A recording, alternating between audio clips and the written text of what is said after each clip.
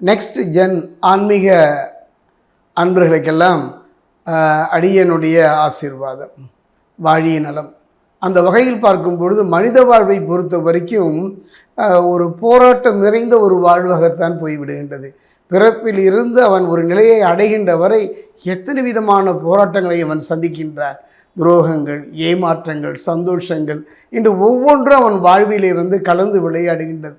அப்படிப்பட்ட ஒரு மனிதன் ஒரு நம்பிக்கை, அந்த நம்பிக்கையை அவன் இறைவன் மீது வைக்கின்றான். இறைவன் சார்ந்த இறைவனாய் அம்சமாகிய அந்த நவகிரகங்களின் மீது வைக்கின்றான். அதைத்தான் ஜோதிடம் என்பார்கள். அந்த வகையில் பார்க்கும்பொழுது நமக்கு நம்பிக்கை இருக்கோ இல்லையோ நவகிரகங்களும் நம்மை நகர்த்தி கொண்டு தான் இருக்கின்றன.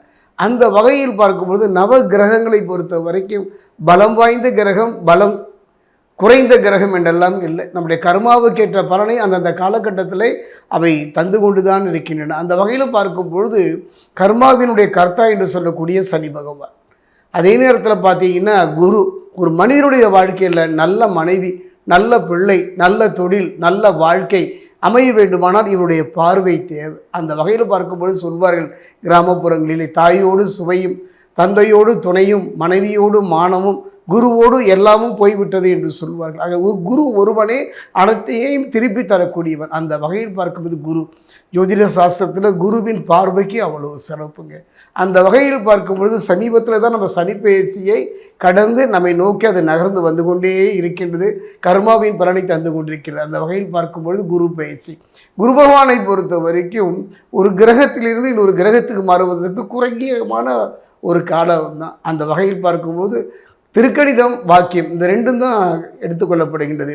அந்த வகையில் பார்க்கும்போது வாக்கிய பஞ்சாங்கம், வாக்கிய பஞ்சாங்கம் பிரகாரம் பார்த்தீங்கன்னா மே மாதம் 26ஆம் தேதி குரு பகவானை பொறுத்த வரைக்கும் மிதுனத்திலிருந்து கடகத்துக்கு பெயர்ச்சி ஆகிவிட்டார். அதே பார்த்திங்கன்னா திருக்கணித பிரகாரம் பார்த்திங்கன்னா ஜூன் மாதம் 2ஆம் தேதி அவர் பெயர்ச்சி ஆகின்றார். இந்த குரு பயிற்சி எந்த விதமான ஒரு தாக்கத்தை, எந்த விதமான ஒரு நிம்மதியான ஒரு வாழ்வை தருமா என்று இப்போ கேள்வி நம் முன் எழுந்து நிற்கின்றது. அந்த வகையில் பார்க்கும்பொழுது இந்த குரு பயிற்சி, இந்த குரு பயிற்சியை நம்ம அவளோடு எதிர்பார்க்கிறோம்.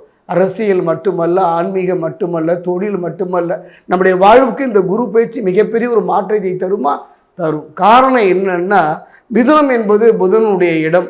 அந்த இடத்தில் இருந்து அவர் இப்போ பார்த்தீங்கன்னா சந்திரன் மனோகாரனுடைய இடத்தை நோக்கி அவர் நகர்ந்து விட்டார்.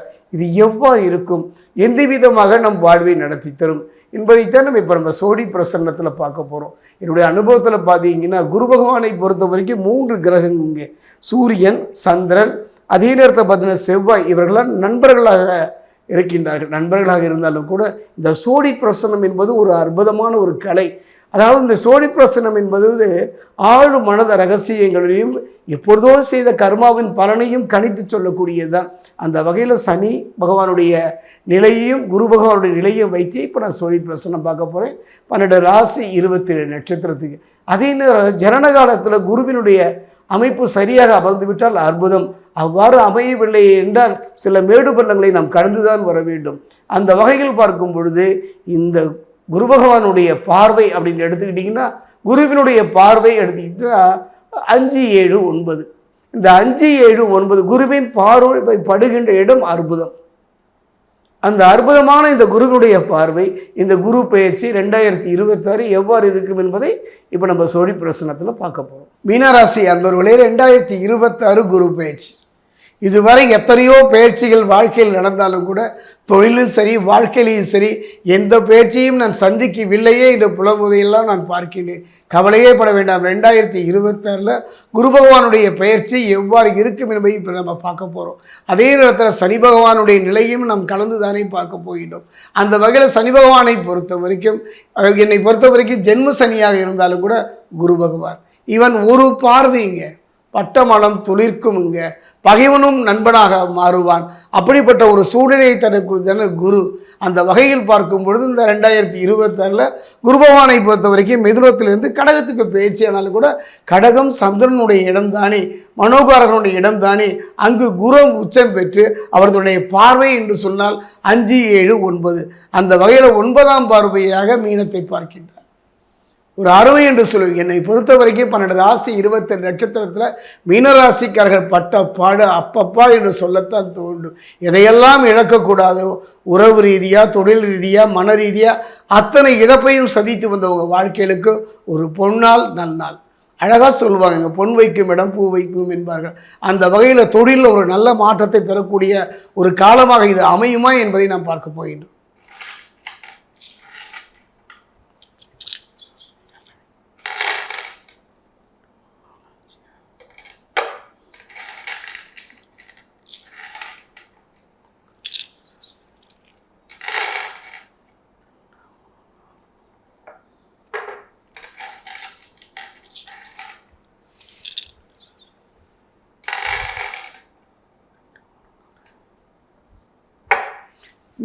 மீனராசி அன்பர்களே, ஒரு அருமையான சந்தர்ப்பம், ஒரு நல்ல வாய்ப்பு தாங்க. ஒரு நல்ல அருமையான சந்தர்ப்பம் தான்.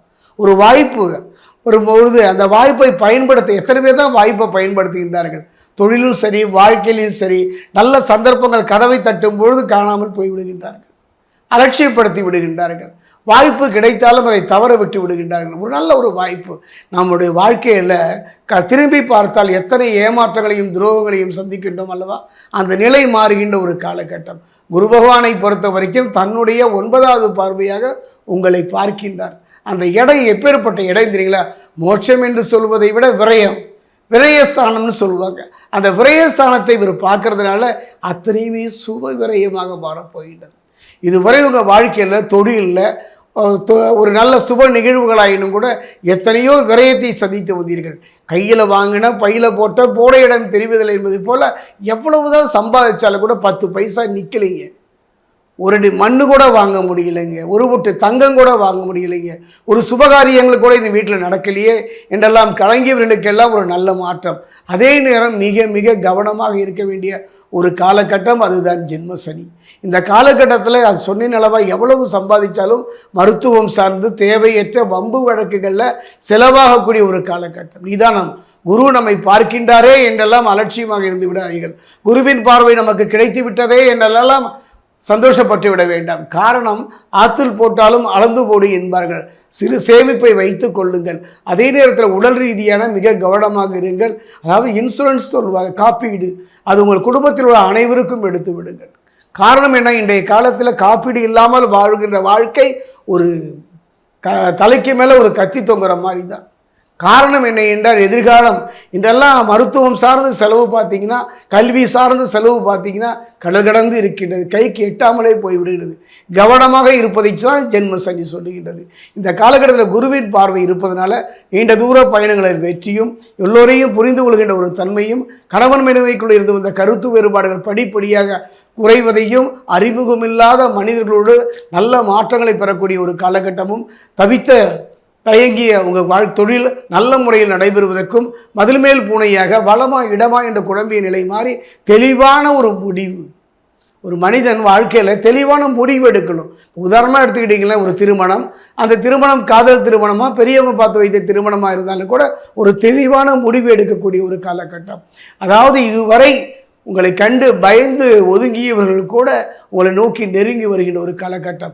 வாங்கிய கடனை கட்ட முடியாமல் தவித்தவங்களுக்கு வாங்கிய கடனை அடைப்பதற்கான அற்புதமான ஒரு காலகட்டம், நிம்மதியான ஒரு தருணம். ஒரு அடி மண் கூட சொந்தம் இல்லையே என்று கலங்கியவர்களுக்கெல்லாம் ஒரு அடி மண்ணாக, ஒரு வீடாக, இடமாக அமைவதற்கான ஒரு அற்புதமான ஒரு காலகட்டம் இந்த காலகட்டம். குலதெய்வ வழிபாடு, விட்டு போனவங்களுக்கெல்லாம் இந்த குலதெய்வ வழிபாடு தொடர்ந்து செல்வதற்கான அற்புதமான ஒரு காலகட்டம் இந்த காலகட்டம். ஒன்று மட்டும் சொல்லிக்கொள்ள ஆசைப்படுகின்றேன், நிதானம். காரணம் என்னன்னு பார்த்தீங்கன்னா, ஒரு நெருப்பு இருக்குது, தொட்டா சுடுன்னு சொல்கிறோம், இல்லை நான் தொட்டு தான் பார்ப்பேன் அப்படிங்கிற ஒரு பட்சம் இல்லை. காரணம், குருவின் பார்வை இருந்து விட்டதே என்றெல்லாம் நீங்கள் சந்தோஷப்பட வேண்டாம்.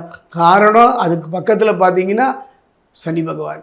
சனி பகவானை பொறுத்த வரைக்கும் ஜென்ம சனியாக இருப்பதனால பேசுகின்ற வார்த்தையில், செய்கின்ற செயலில் ஒரு நிதானம் இருந்துவிட்டால் கூட அற்புதமான ஒரு காலம். இந்த காலம் இழந்ததை திரும்ப பெறக்கூடிய ஒரு பொற்காலமாக, நற்காலமாகத்தான் மீனராசிக்கு அமையும்.